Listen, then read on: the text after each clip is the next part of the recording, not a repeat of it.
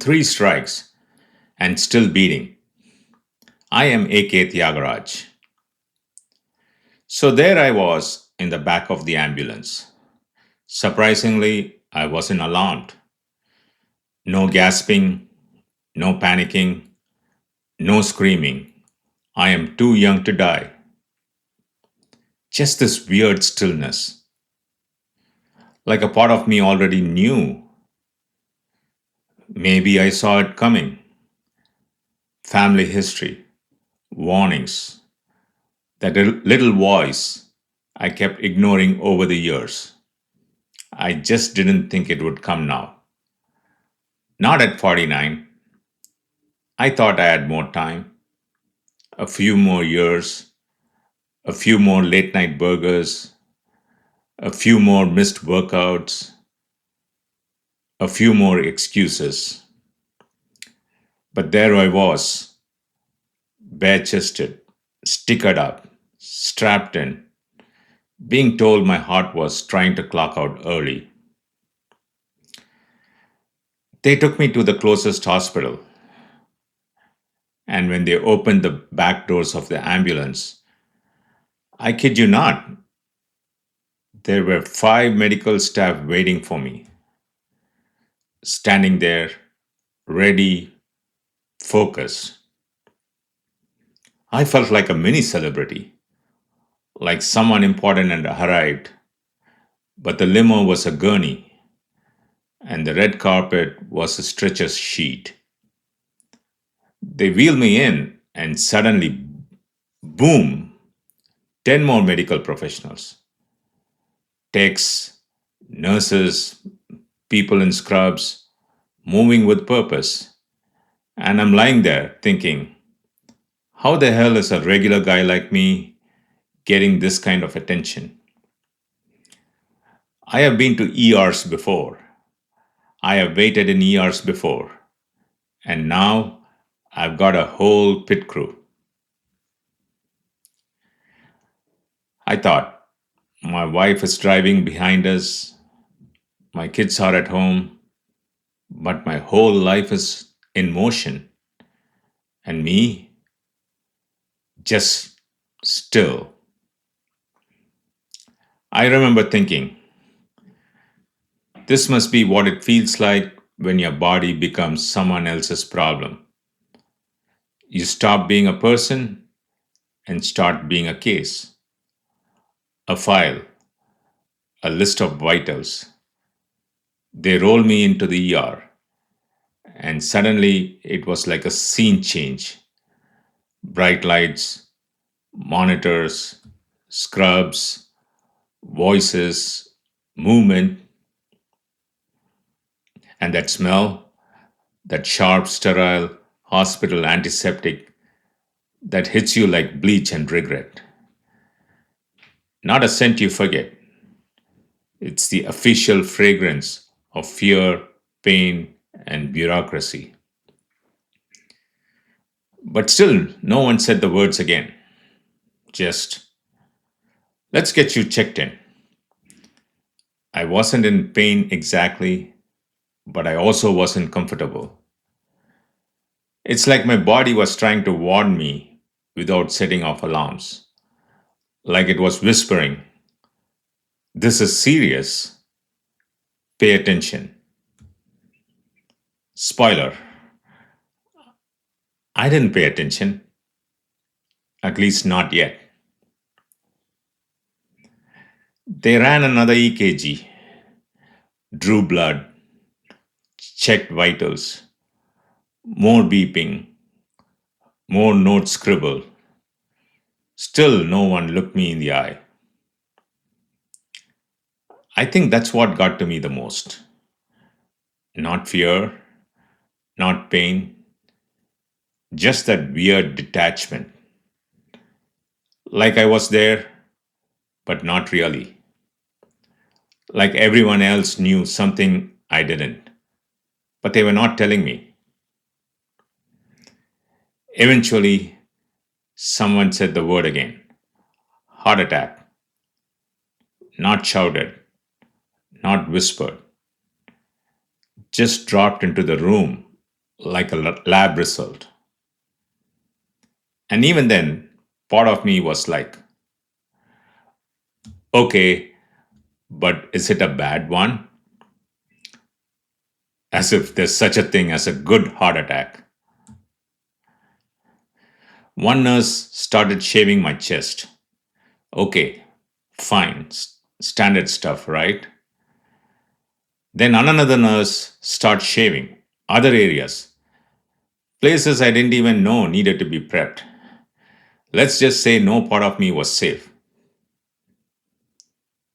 I was getting hooked up to an IV.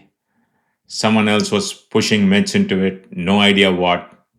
Could have been morphine, holy water, or melted crayons for all I knew. Then, just as I was adjusting to the chaos, one of them pulled on my shorts and underwear. No warning. No, this might feel cold. Just whoosh. Suddenly, I'm lying there, exposed, emotionally, physically, spiritually. And in my head, I'm thinking, dude, I'm pretty sure this is sexual harassment, even borderline sexual assault. I don't even know your name. But I said nothing because honestly, at that point, modesty was just another thing slipping away. They put me in this hospital gown. Clean, sure. But let's talk about the design for a second. I could have lived with the floral pattern, something that looked like your grandmother might wear to a funeral brunch. But the opening in the back? Really? The back? How the hell are you supposed to button yourself? Is there a yoga pose that gives you rear axis arm mobility? Thankfully, one of the nurses, clearly a pro, handled it. No fuss, no drama. Just flip, wrap, button, like she dressed 1,000 unconscious men before me. I was barely holding on to consciousness. But even in that moment, I thought, this is not my best look. Somewhere between the electrode stickers, the mystery meds, and the ass out floral gown, I realized something. I had coat checked my dignity and ego at the door. No claim ticket, no estimated time of return. Just handed it over like, here, take these. I won't be needing them while you're digging around in my heart. And once it's gone, really gone, you don't even miss it. Because in that moment, survival is all that's left. Not pride, not image, just breath and blood. And hope that the people in the scrubs know what the hell they are doing.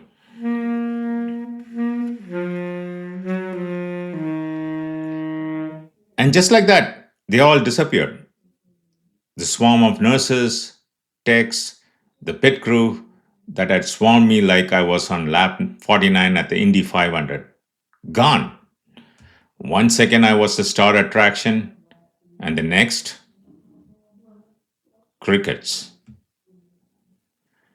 I was lying there alone in that ridiculous gown with my chest shaved and my dignity MIA, thinking, wow, that was fast.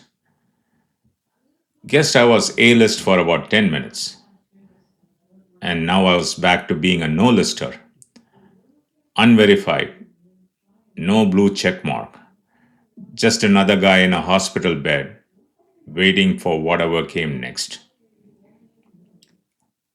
My mind was reeling, not even about dying, not about the surgery, not even about God or the meaning of life.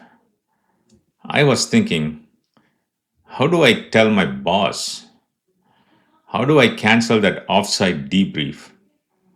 Fuck, we booked an Airbnb for next week.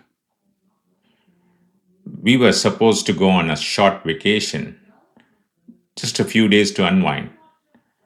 Now I'm lying in a gown with an IV in my arm, wondering how to file a refund request without saying, sorry, can't make it, having a heart attack.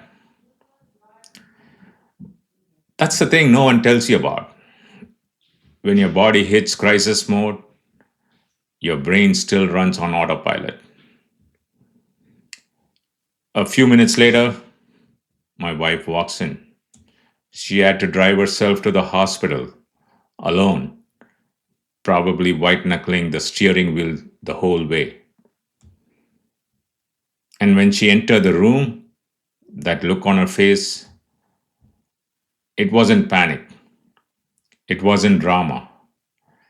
It was this deep, quiet concern, the kind that sinks its teeth in and doesn't let go.